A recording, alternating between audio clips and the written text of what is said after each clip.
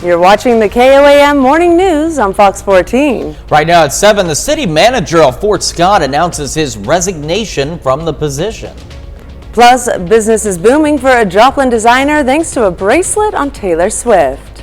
And we're continuing to track scattered showers and thunderstorms across the area as we have another wet start to our day. We'll take a look at that forecast coming up. The 4 states' most watched news starts now.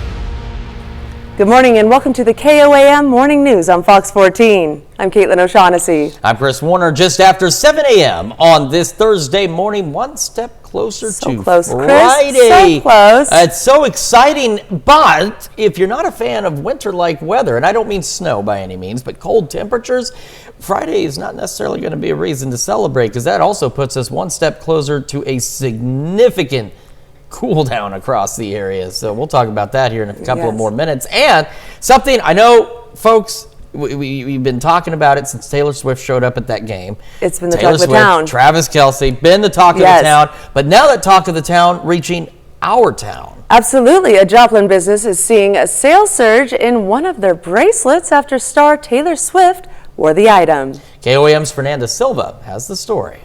We know some of you might be tired of hearing about Taylor Swift and Travis Kelce's relationship. But this time, the 12-time Grammy Award winner is indirectly supporting a Joplin business. The bracelet she wore when she watched the Chiefs beat the Chargers at the Arrowhead Stadium was made in Joplin. Now, the retail store is entering its Taylor Swift era. The business has just really taken off. We have sold way more singles than we ever could imagine. More than 1,000% more in sales of that bracelet, to be more specific, according to the business owner. The personalized piece had Travis Kelce's jersey number, 87, on it. Owner Misha Wilson says that they're friends with Patrick Mahomes' mom, Randy, and that's how Taylor ended up with a Joplin-made bracelet. She asked if we wanted to gift anything to Taylor. We just made it up, sent it to her, and made a little arm stack. She only had one on, so we're hoping maybe she'll wear another one. As Kansas City Chiefs fans, Aramesh owners are living their wildest dreams and getting to know their Taylor version. It's crazy. We just wake up and pinch ourselves every day. In Joplin, Fernanda Silva, KOAM News. And this is not the first time that Swift has impacted the sales of a Chiefs item. In fact, the windbreaker that the pop star was sporting in her first appearance at a Chiefs game sold out approximately 30 minutes after being released. And I also remember reading after that first game, Travis Kelce jerseys and apparel shot up 400%, you know, in a short time as well. People are paying attention, and they definitely are. They have a lot of buying power. May not really, they're not so interested in the story anymore, but it does not matter because it is still impacting things. And it's impacting our own local community. So it's a local business that is making good because of Taylor Swift being at a Kansas City game. It's kind of wild, the pop power that those two absolutely. have. Very exciting. We've got some pop power from the Skywatch Storm Tracker. Pop power! Because we've got showers and thunderstorms across the area. They're continuing to develop out to our west. They're stretching through southeast Kansas and into northeastern Oklahoma. You can see pretty good heavy rain shower now into parts of northern Bourbon County, just crossing into Vernon County. Another good heavy shower right over Crawford County. And then we've got this little thunderstorm batch that's been developing across Craig County. And I wanted to also zoom in, not just to show you this one that's been getting going. First, they're also starting to lift more northerly instead of northeasterly like the initial rain was.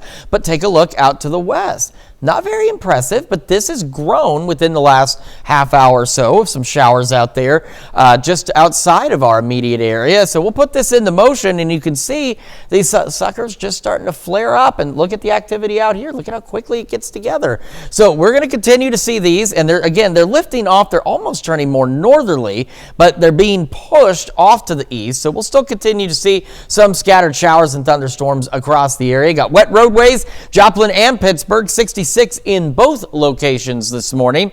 And as we go through the day, scattered showers and storms, depending on how long they keep firing back across the west, should wrap up about noon, 1 o'clock today. But don't worry, we need more rain and more is on the way. But for the rest of today, though, we'll start start to clear out and dry out. Still gusty south winds at about 35 miles an hour. But as we clear out, temperatures warming up into the mid-70s. We'll talk about our additional rain chances and just how cold it's going to get in that full forecast here in a few more minutes. Caitlin?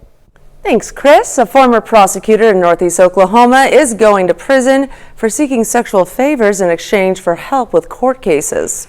The defendant in this case is former Ottawa County, Oklahoma Assistant District Attorney Daniel Giraldi of Joplin. He had pleaded guilty last year after providing drugs and legal actions that benefited defendants in exchange for sex. The judge yesterday sentenced Giraldi to 2.5 years in prison and 3 years supervised probation after he's released. Under terms of his plea agreement, Giraldi will relinquish his Oklahoma bar license and agree to never hold any public office in the state. U.S. Attorney Clint Johnson says, quote, "As a public servant to the people of Ottawa County, Daniel Giraldi disgraced the office of Assistant District Attorney. He had a duty to act with integrity and competence. Instead, he violated the law and the trust placed in him by the District Attorney," end quote. And the Fort Scott city manager is resigning from his position. Brad Matkin posted his video on Facebook yesterday morning announcing his resignation. He says he'll continue the duties of his role in addition to helping in the transition of finding a new city manager through the end of the year. He didn't give details for his decision, but said it was for personal reasons. His resignation will go into effect on January 3rd. And the results are in after the Allen County, Kansas Sheriff's Office performed a random compliance check of the registered sex offenders living there. The check, conducted last week, finds there are 114 offenders living in Allen County, with 28 more who work there but don't live in the county. During the check, authorities found 26 offenders not in compliance. They say most were simple things like keeping updated addresses, places of employment, and phone numbers. Hunters in Kansas are unable to bag turkeys this fall due to declining populations. Regulations have also become more strict for the 2024 spring turkey season. KOAM's Anthony Saviello has more. We're hoping that we get some better nesting conditions, and those populations will bounce back, so we can go back to bird limit and fall turkey season. For hunters in Kansas hoping to bring home the bacon, that is turkey bacon, this fall, it was a no-go. According to land manager David Jenkins, the population of turkeys in the state have declined over 15 years.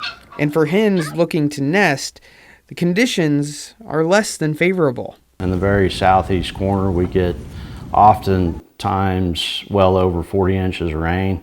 And so during those nesting periods in late May and June, a lot of times those little poults just don't survive the rainfall. Along with the suspension of the fall season, spring 2024 turkey season comes with changes as well. For residents, the bag limit has been reduced down to only one bird. For non-residents wanting to hunt, they will have to enter a lottery draw. I think the public's in favor of it. Our hunters, just knowing the local hunting community, a lot of the guys that are traditional turkey hunters have not bought a tag last few years just because they realize that turkey numbers are low. Reporting in Crawford County, Anthony Saviello, KOAM News.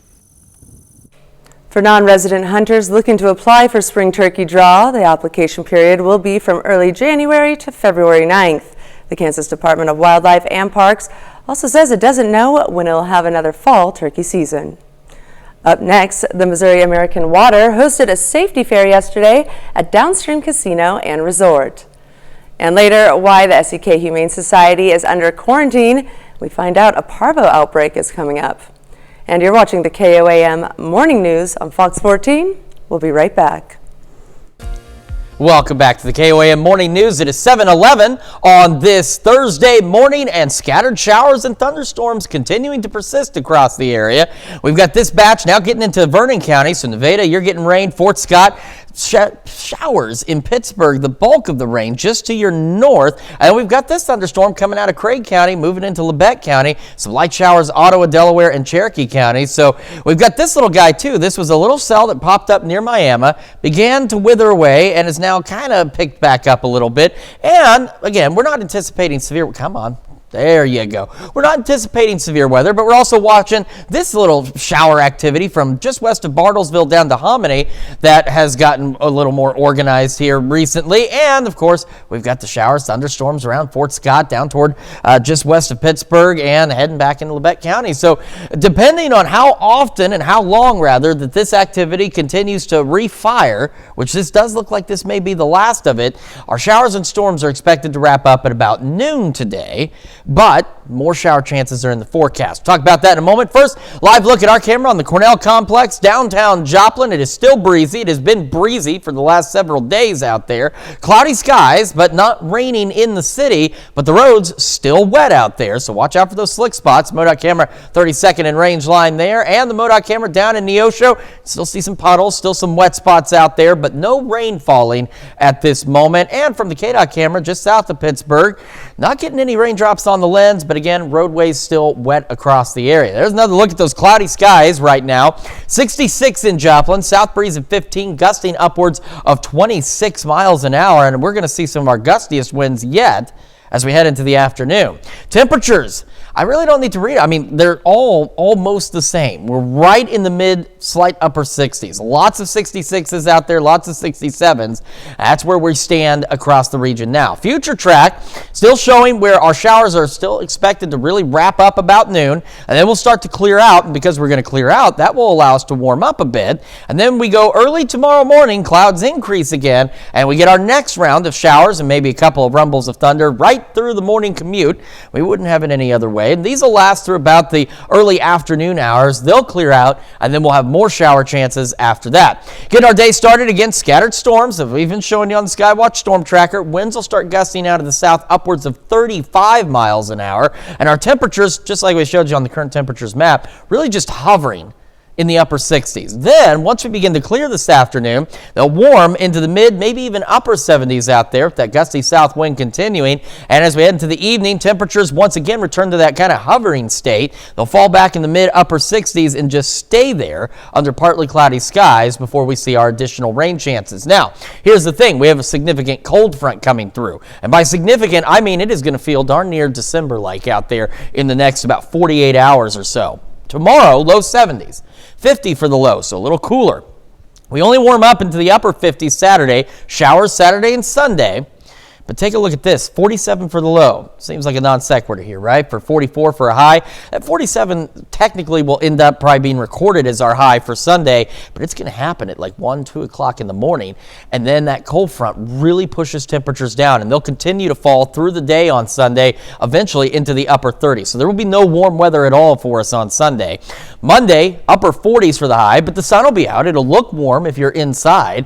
And then for Halloween, partly cloudy skies, a little warmer, lower 50s, but look at these lows, still well below freezing, mid upper 20s out there.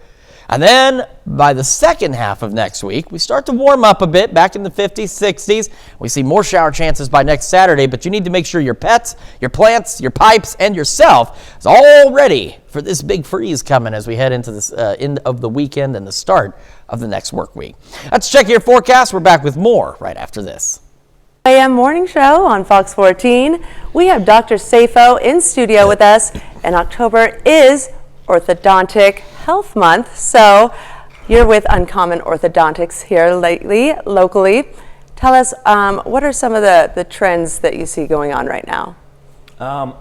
Since we are in October and we want to raise awareness, I will warn people about doing any of the DIY orthodontics purchasing. We found some trends in social media with people are purchasing some of the braces online and putting them on themselves. I've seen that, where you buy it online, the mold gets sent, you bite into it, and then you send it back, and it's supposed to be a fraction of the cost. What are the warning signs about that and what could happen? The most important thing is you don't have any orthodontist observing this case. It could be way more complicated than just aligning teeth. It might have some effect on your occlusion, grinding your teeth, or even affecting your gum tissue. You want someone with years of knowledge and experience to monitor your case and do the right treatment plan. Interesting. Okay, so now when I was growing up, everybody had braces, and it was the big metal, not the most attractive look. But now everyone's doing Invisalign. What is the difference? The main difference that I tell most of my patients, it's about the level of compliance and responsibility that you have. At the end of the day, we have to diagnose the case correctly. It's case by case basis. Some cases are better to be treated with fixed appliance, which is braces, or removable one, which is the aligners. But at the end of the day, you have to understand aligners are just like not walk in the park. You have to be very responsible and wear them 24/7, for them to work. Yes. They work nicely. They are very much the upper hand in the sense of aesthetics and hygiene, but you have to wear them 24/7. Yeah, I made that. I got the Invisalign and it hurt too bad, so I just took them off and never wore them again. That was a waste of somebody. Yeah. But is there an age group that you recommend that people go and get braces or get their teeth aligned? So we recommend the AAO, which is the American Association of Orthodontists, recommendations to see the patients when they have the first set of permanent teeth in the front, which is about age 7 or 8. Okay. That gives us a kind of like an early look at their case. If there's anything alarming, anything that needs to be treated early, or at least we walk them until they have all their permanent teeth, and then we do it when they have all their permanent teeth. But that's the age. There's no upper limit. You can go to seek a better oral health and alignment and straightening your teeth at any age, even above 70s. I have patients above 70s. I love that. Oh, yeah. All right. Well, Doctor, thank you so much for joining us. Absolutely. And stay tuned because we got more news coming up after this. All are growing corn in Nebraska.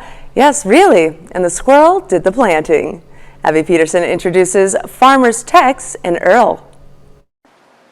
Sun shines down on corn stalks as they blow in the wind. Not an unusual sight for Nebraska, but these crops aren't in a field or outside of city limits. No, they're in the front yard of a West Omaha home and belong to 4-year-old Tex Craven. That looks like it's really ready. Or Farmer Tex, as he refers to himself. I sometimes like hanging out in here. The idea popped into his head earlier this year. No, my favorite one's taller than that one. You think so? That one's pretty tall. As he and his mom sat at their front window, My favorite one's tallest. watching a squirrel he named Early. Tassel, yeah. And Farmer Tex thought Early needed something to eat, so they left out corn. We watched him for about 45 minutes. He would take a piece, eat it, and then what was left of it, he would just hop down and like sporadically in the yard place it. His mom, Autumn Craven, says he begged her and her husband to leave the corn Early dropped. A few weeks later, it started sprouting, and Tex was just like, "You can't cut that, you can't cut that." Before they knew it, their front yard turned into Farmer Tex's corny prized possession. Everyone thinks it's pretty cool. We get a lot of people when they're walking by in the evenings, doing their walks, and they usually stop and look at it and ask questions about it and just say it's awesome. And Farmer Tex has fully taken on his new role, He's like the guardian of the cornfield. which is serious business. I would never ever pick that. He'll give us a tour. We do weekly tours of the corn. Farmer Tex won't even let his dad mow, so he's had to get creative. Been weed eating my front yard all year. I always been thinking that he'll know it. Yeah. And you don't want him to mow it, do you? Yeah. Why not? Because these are my favorite. His parents say they're really proud because Farmer Tex is proud of his crop. It costs nothing to have a core memory, and what better core memory, right? To have a cornfield in the middle of the city in the middle of the summer. A core memory started by Early the squirrel, who even paid us a visit, a kid and his corn. Surely an amazing year the self-proclaimed 4-year-old farmer will never forget. I would like to see. Who doesn't love corn in Nebraska?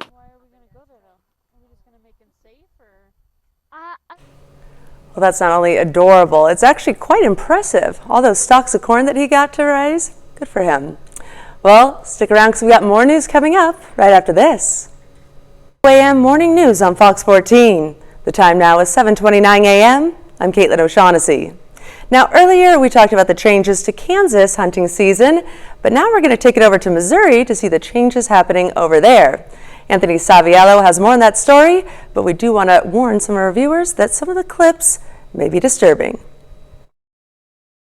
With Missouri bow hunting season well underway, hunters are set to begin prepping for the fall firearms deer season. However, many counties in the four-state area will have to take caution with the deer they harvest. One of the big changes for deer hunting this year in Jasper County is that Jasper County is included in this year's chronic wasting disease management zone. According to Francis Skaliski, chronic wasting disease is a death sentence for deer.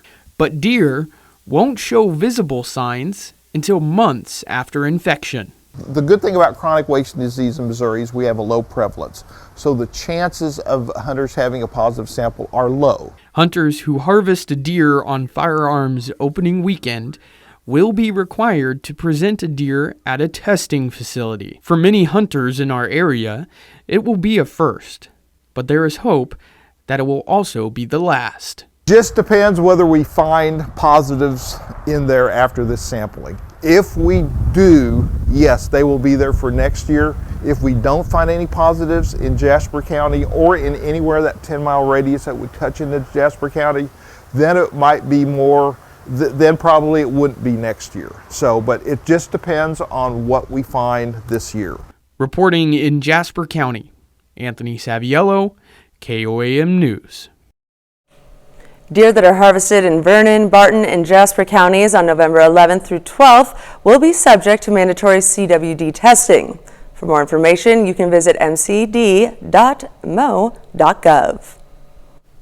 We've still got scattered showers and thunderstorms rolling across the area. Live look at the Skywatch Storm Tracker shows we got some fairly heavy rain up into Vernon, Bates County, back over into Bourbon County in southeast Kansas, and of course, as I mentioned, the counties in southwest Missouri. Light showers along the line south of that, stretching right along the I-49 corridor, and another batch of showers and thunderstorms back into parts of Labette and Cherokee counties. So here's a look at that activity as it's lifting off roughly to the northeast across the area. Same with this cell that came up out of Craig County, was lifting more northerly, so getting into Oswego. Columbus going to get in on the edge of some of this rain, some light showers down by Miami. All this activity, of course, continuing to lift to the northeast. That little string of showers out by Hominy, Oklahoma, beginning to die out. There's some additional rain to the south of that, but it looks like that's going to end up missing us just barely to the east. MoDOT camera 32nd in range line. Wet roads, cloudy skies, but no rain in the Joplin area right now. And we're expecting to begin to dry out, some of us earlier than others, and will actually start to clear out cloud-wise. And when the sun comes out, we go mid-upper 60s or 70s later today. However, we're not done with the rain, and we've got some significant cold weather on the way as well. We'll have another full look at your forecast here in just a few more minutes. Caitlin? Thanks, Chris. The SEK Humane Society is under quarantine because of a parvo outbreak. The organization says it's received a large increase of sick and abandoned dogs from the southeast Kansas area in the past few weeks, including one dog now fighting for her life. The shelter has decided to quarantine its facility until November 6th. During this time, the shelter will not adopt out from their facility or take in any animals. The organization says it'll concentrate on treating sick dogs and monitoring the shelter's health. Missouri American Water hosted a safety fair yesterday at Downstream Casino and Resort. The event was open to area construction and utility workers, industry leaders, civic leaders, and community stakeholders. The event provided opportunities to explore the latest tools and equipment designed to make the construction and utility industries safer. This is important to educate our workers on the new technology, the new different things on safety, and the hazards that they could see, that they do see, and how to deal with them. One of the goals for Missouri American Water was to make sure that its employees return home safely. And the Fort Scott Chamber of Commerce yesterday hosted a Community Connection Panelist Luncheon. Members of the community were invited to the event at the Empress Event Center to hear information from the city of Fort Scott, Bourbon County, Fort Scott Community College, USD 234 and 235, as well as Bourbon County Ready. Each panelist gave a 7-minute update, ending with time for questions, and the idea was to keep information flowing. Call for greater communication and transparency across the board, and so we felt like the chamber was in a position to really kind of bring all the organizations and entities together and provide a brief update that people could run to on their lunch hour and feel like they left with some concise information. The event was free to attend, but attendees were required to register. And almost 24 sixth graders yesterday got to participate in a unique art experience at Artforms Gallery. 22 sixth graders from Jamie McMillan's art class at College Heights Christian School in Joplin got that chance to put and range glass pieces into holiday ornaments, which were fused in a glass kiln. Kristen Gerard, a jewelry artist, also escorted some of the students on a guided tour of public art displays in Pittsburgh. I hope they learn a little bit about the science of glass, how to cut glass safely, and maybe in the future they might want to take a stained glass class as young adults, or even pursue something in the fusing world. Artforms Gallery is located at 620 North Broadway in Pittsburgh. And that's a look at our top news stories coming up this half hour on the KOAM Morning News. Why a 3-year-old might be Central Texas's youngest business owner. And we're continuing to keep an eye on those scattered showers and storms across the area. We'll tell you about how that day is shaping up and our cold weather on the way when we come back. Texas's youngest business owner, Mark Gomez, started selling ice pops in July. Alex Fulton introduces us to the boy behind the business. When you hear that sound, you can expect something sweet. What do you say? Come get your paletas. It's a pretty sweet deal for the 3-year-old Merritt Gomez, who runs the M&M Paletas cart. Well, we learned about where we should put our money, right? In the bank. In the bank, yeah. This all started when his parents went to the store several times and noticed the toddler always wanted a toy.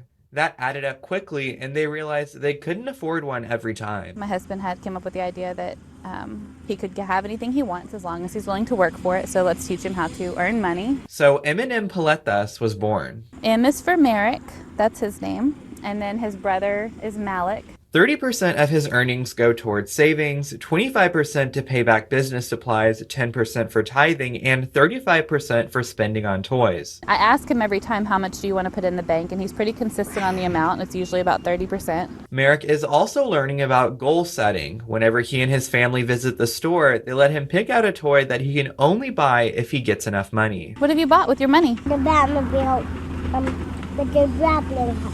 The big Batmobile with a grappling hook? Yeah. It's these lessons that his parents hope he'll carry with him forever. You can have anything you want in life as long as you're willing to work for it. In Temple, Alex Fulton, KWTX News 10. Certainly an impressive business venture there by that young man. I remember trying to run my own little business out of my parents' garage. Didn't really make any money, but it was still fun. At least he's making some money down there. Well, coming up, we'll tell you how the Israel-Hamas war is affecting global oil prices. And we've still got some showers and storms out there. We're going to take another look at your forecast when we come back.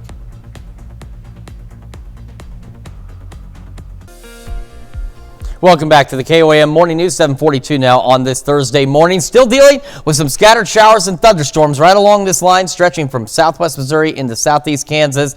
But the showers and storms in Oklahoma beginning to break up. Some heavier rain down in Delaware County, and that'll probably skirt into parts of southwest Missouri. But the heaviest of showers, first we'll check in Cherokee County, western Labette County, so Oswego, Chatopa, just outside of Columbus, right into Girard, into Crawford County, and then up north, Vernon, Butler, Bourbon counties, a lot of bees up here.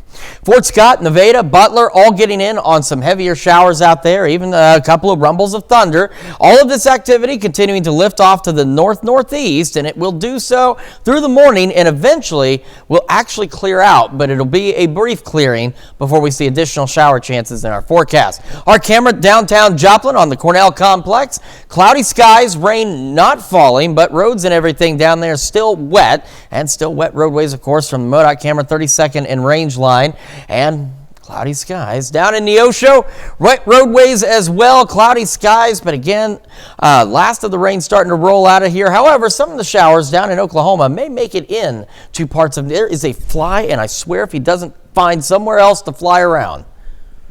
All right, KDOT camera also showing those wet roads. Thank you for leaving. He's taking off now. 66 in Joplin, south breeze at 15, gusting to 26. It'll gust even higher than that as we go through the day, upwards of 35 miles an hour. Temperatures, you really can't read them because there's only about 2 different temperatures on here, 66 and 67. A little cooler, Monette, Cassville, but the rest of us really just sitting at the same temperature.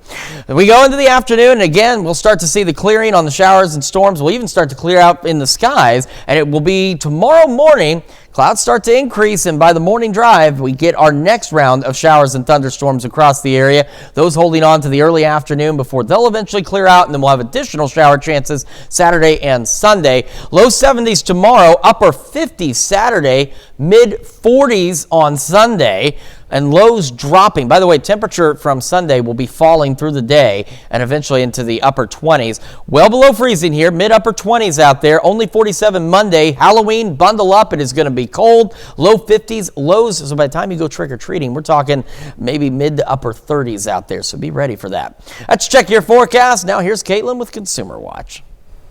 Thanks, Chris. Well, as the Israel-Hamas war continues, concerns are growing that a wider conflict in the oil-rich region could further tighten global oil supplies. Gloria Pazmino explains what this could mean for prices at the pump heading into winter.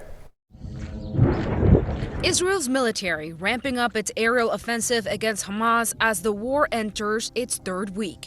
And now, growing concerns of significant escalation in the region. Well, we have seen some worrisome attacks, and we got to do what we got to do to protect our troops on the ground, particularly in Iraq and Syria. While neither Israel nor Gaza is a significant oil supplier, concerns the conflict will broaden to other countries in the region are driving investor fears of a possible tightening on global oil supplies. Especially if Iran gets involved. Iran is a major oil producer. And if they embargo oil or cut exports, that could weigh more heavily on oil prices. Brent crude oil prices opened at above $91 Monday, the international oil benchmark. So far, the fluctuations have not impacted gas pumps. A lot of the seasonality that's pushing prices down is really winning that tug of war, and that's helping to keep gasoline prices declining, even as oil prices have gone up. Patrick DeHaan with Gas Buddy says cheaper winter gas blends combined with decreased demand are helping to keep prices low. The national average now below $3.50 a gallon for the first time since July 5th. And by later this week, the national average could fall to its lowest level since March. In New York, I'm Gloria Pasmino. We'll be right back with more after this, but first, let's take a look at the market prices before the opening bell.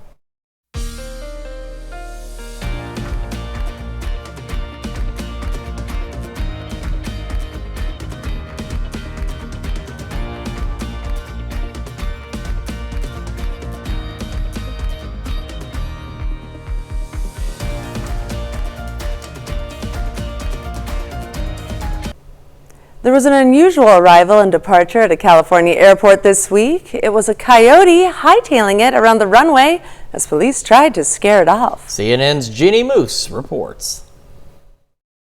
At least this coyote is smart enough to look before crossing a runway. Turns out it was running away from the airport police at Van Nuys Airport in Los Angeles. A chopper from KCAL was stopping by to refuel when it captured the coyote chase. We couldn't tell if the police were beeping, but we do know there was no roadrunner in sight. We can't tell you much of anything about the coyote. It did not introduce itself. My name is Coyote, Wile E. Coyote. So really, all a wily reporter can do is play comical chase music and let the video roll.